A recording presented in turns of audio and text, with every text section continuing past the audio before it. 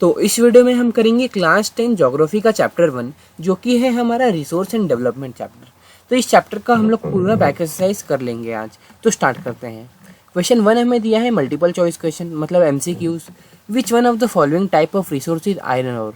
तो देखो iron ore क्या रहता है, वो एक नॉन रिन्यूएबल टाइप का रिसोर्स होता है। क्यों होता है? वो इसलिए होता है क्योंकि उसे बार बार बनाया नहीं जा सकता। अगर वो एक बार ख़राब हो जाता है, देखो और क्या होता है, सम एग्जाम्पल ले लो कि आपकी गाड़ी में जो पेट्रोल है आप अगर उसको यूज़ कर लेते हो तो क्या हो जाएगा, वो ख़त्म हो जाएगा। ऐसा तो नहीं है ना वापस बन जाएगा।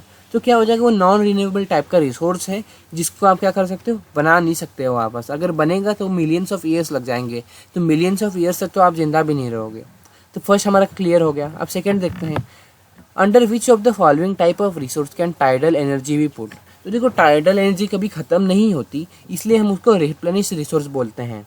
अबायोटिक बोलते हैं क्या, वो नहीं जिंदा रहती, ठीक है, लेकिन हमें क्या करना है, सबसे कन्वीनियंट कौन सा ऑप्शन है वो हमें देखना है। तो अबायोटिक रहता है, लेकिन क्या है सबसे कन्वीनियंट कौन सा है, ये है रिप्लेनिश रिसोर्स, रिप्लेनिशेबल, मतलब कि क्या है वो ख़त्म नहीं होती, वो बनती रहती है।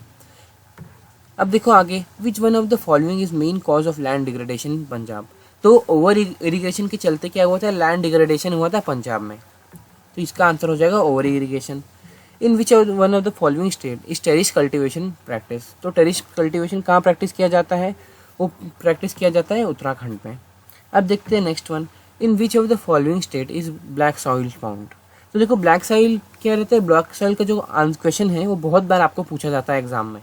तो आपको याद रखना है कि महाराष्ट्र में भी पूछा जाता है, गुजरात में भी रहता है ब्लैक सॉइल।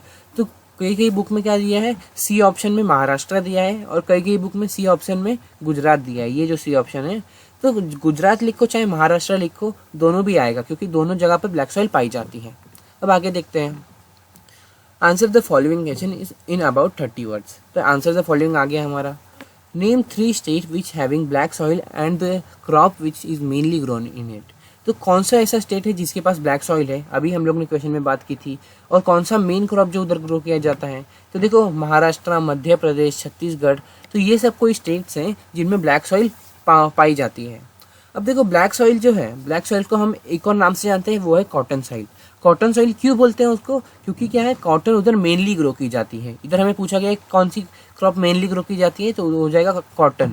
कॉटन बहुत अच्छा ग्रो होता है ब्लैक सॉइल में, इसलिए क्या होता है, उसे बोला गया cotton is mainly grown in black soil. इतना हमने समझ लिया। अब देखते हैं क्वेश्चन नंबर 2। ये 30 वर्ड्स का ही था, इसलिए हमने छोटा सा लिखा है answer. What type of soil is found in river deltas of the eastern coast? तो डेल्टास क्या होते हैं, तो देखो जो बहुत सारी रिवर होती है, समझो एक जो बड़ी सी रिवर होती है वो क्या करती है, 5-6 तरफ में फैल जाती है, तो उसे हम डेल्टा बोलते हैं। एक बड़ी सी रिवर क्या करती है, जैसे आप अपनी उंगली समझ लो, आपका जो हाथ है वो हाथ आया है और 5 उंगली में डिवाइड हो गया है, तो वैसे ही एक जो पूरी अक्खी रिवर है वो आके पूरी 5 डेल्टा बना लेती है। तो उसको ही बोलते हैं कि जब एक बड़ी सी रिवर डिवाइड होती है 4 से 5 छोटे छोटे नदियों में, तो उसे हम डेल्टा बोलते हैं। अब वो जो छोटी छोटी नदियां हैं वो क्या करती हैं, वो अपने साथ क्या कर सकते हैं, बोल सकते हैं सैंड की पार्टिकल्स, या फिर बोलते हैं कि छोटे छोटे सॉइल की पार्टिकल्स लेके आते हैं, एकदम फाइन पार्टिकल्स लेके आते हैं, और अब धीरे धीरे क्या करते हैं, वो उनके कॉर्नर पे डिपॉजिट करते जाते हैं। जो रिवर का कॉर्नर होता है उधर डिपॉजिट करते जाते हैं। तो उधर डिपॉजिट होने के चलते क्या होता है, उधर एलुवियल सॉइल बन जाती है। तो इतना हमने समझ लिया। अगर नहीं समझे तो एक बार आप रिपीट करके देख सकते हो। Alluvial soil is rich in potash, phosphoric acid and lime. अब क्या है ये, इसके अंदर क्या क्या पाया जाता है, पोटैश पाया जाता है, फॉस्फोरिक एसिड पाया जाता है और लाइम पाया जाता है। It has high water retention capacity, तो इसकी वाटर होल्ड करने की कैपेसिटी भी बहुत अच्छी है, और साथ ही साथ ये बहुत ज़्यादा फर्टाइल सॉइल है। इसे ही हम लोग को चैप्टर में बोला गया है, सबसे ज़्यादा फर्टाइल सॉइल इसे ही बोला गया है। तो ये हो गया हमारा क्वेश्चन नंबर 2। अब देखते हैं नेक्स्ट क्वेश्चन। अब थर्ड हमें क्या दिया है, what step can be taken to control soil erosion in hilly areas. तो जो हिली एरियाज रहते हैं, जो पहाड़ टाइप में एरियाज रहते हैं, अब उधर क्या कर सकते हैं हम, सॉइल इरोजन को कैसे रोक सकते हैं। तो सॉइल इरोड कैसे होती है, वाटर के चलते होती है, या फिर बोल सकते हैं ग्लेशियर के टूटने के चलते होती है इन सब एरियाज में। तो इन सब एरिया में हम क्या कर सकते हैं, टेरिस फार्मिंग कर सकते हैं, टेरिस कल्टिवेशन कर सकते हैं, या फिर बोल सकते हैं शेल्टर बेल्ट लगा सकते हैं। तो इस चीज़ से हम क्या कर सकते हैं, हिली एरियाज में सॉइल इरोजन को प्रिवेंट कर सकते हैं।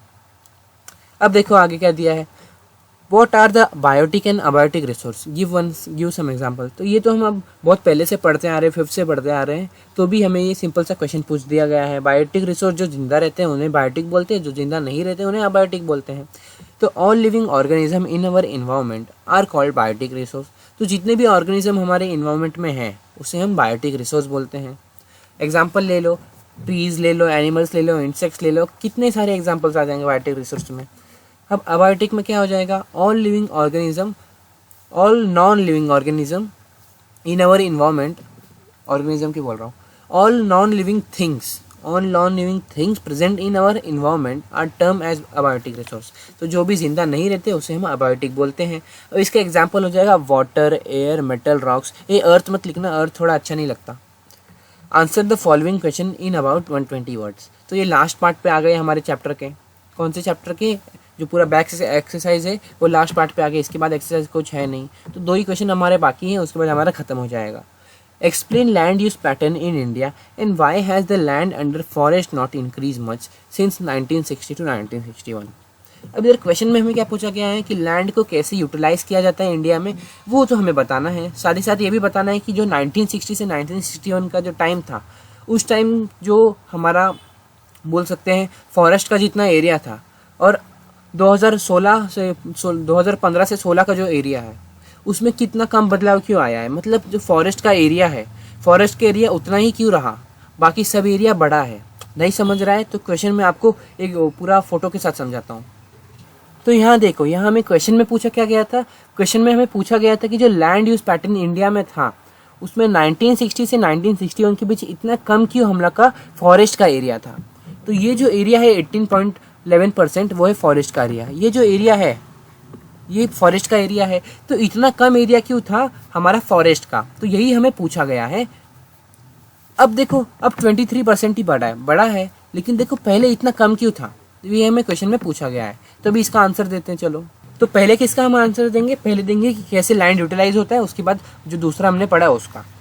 देखो 45% जो लैंड रहता है वो नेट जोन एरिया में आता है। नेट जोन एरिया क्या होता है, नेट जोन एरिया मतलब देखो हमारी जो पूरी कंट्री का 100% है, अब उसमें से जो 45% एरिया है वहाँ हम क्रॉप ग्रो करते हैं। तो जहाँ हम क्रॉप ग्रो करते हैं एक साल में कम से कम उसके ऊपर एक बार अगर हम क्रॉप ग्रो करते हैं तो उसे नेट जोन एरिया बोला जाता है। तो 45% क्या है, नेट जोन एरिया, मतलब एक साल में कभी ना कभी एक बार क्रॉप ग्रो हुई है उस जगह पर, 45%। उसके बाद 22% जो है वो लैंड अंडर फॉरेस्ट है। फॉरेस्ट में अभी 23 हो गया है, पहले 22 था। अब देखो 23% जो है हम लोग को क्या हो गया, लैंड अंडर फॉरेस्ट। तो फॉरेस्ट क्या है, 23% फॉरेस्ट एरिया है। अब देखो बाकी का जो बचा है वो क्या है, वो वेरियस पर्पसेस के लिए यूज हुआ है। जैसे बोल सकते हैं हाउसिंग के लिए, उसके बाद बोल सकते हैं इंडस्ट्रियल एक्टिविटीज के लिए, बहुत सारा बिल्डिंग्स बना दिया गया है, बहुत सारा कंस्ट्रक्शन कर दिया गया है, इस सब चीज़ के लिए यूज़ किया गया है। अब increasing population and subsequent increasing in demand for resource is the main reason for forest and land not increasing much during this period. देखो अभी के टाइम पे अगर हम देखें तो अभी के टाइम पे क्या हो रहा है, देखो बहुत सारा पॉपुलेशन बढ़ रहा है, पॉपुलेशन के चलते जगह और चाहिए। तो अगर हम फॉरेस्ट को ज़्यादा जगह दे देंगे तो उससे क्या होगा, हमको रहने को नहीं मिलेगा। क्यों नहीं रहने को मिलेगा, क्योंकि हम लोग की जो पॉपुलेशन है एकदम जल्दी जल्दी बढ़ते जा रही है। कम की तो नाम ही नहीं ले रही, बढ़ते ही जा रही है, डबल होते ही जा रही है। तो इसकी वजह से क्या हो रहा है, रिसोर्स के लिए सबको डिमांड चाहिए। अब जब पॉपुलेशन बढ़ेगी तो क्या होगा, रिसोर्स का डिमांड भी तो बढ़ेगा, सामान का भी डिमांड तो बढ़ेगा। तो इसलिए क्या बोला गया है कि जो लैंड अंडर फॉरेस्ट है वो ज़्यादा बढ़ा नहीं है, इस चीज़ के ही चलते, क्योंकि हमारा जो पॉपुलेशन है वो इंक्रीज होते चले गया है। तो ज़्यादा पॉपुलेशन इंक्रीज हो गया है।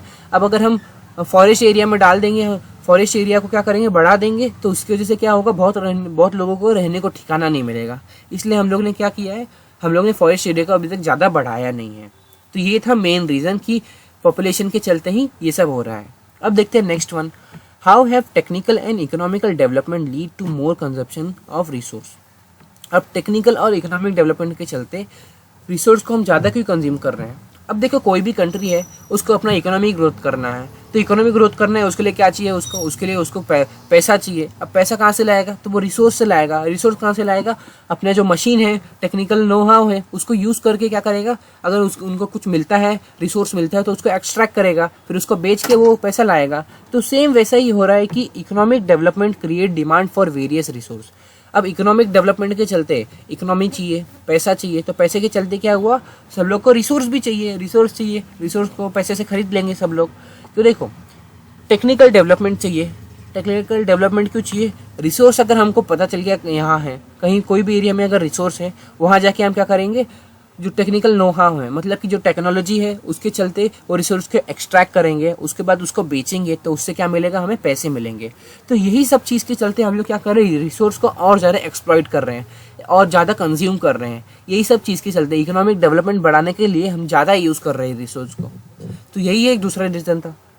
तो ये हो गया हमारा पूरा ख़त्म, जितना भी हम लोग का क्वेश्चन था वो सब खत्म हो गया। तो अगर आपको ये वीडियो अच्छी लगी तो इस वीडियो को लाइक कीजिए और हमारे चैनल को सब्सक्राइब कीजिए।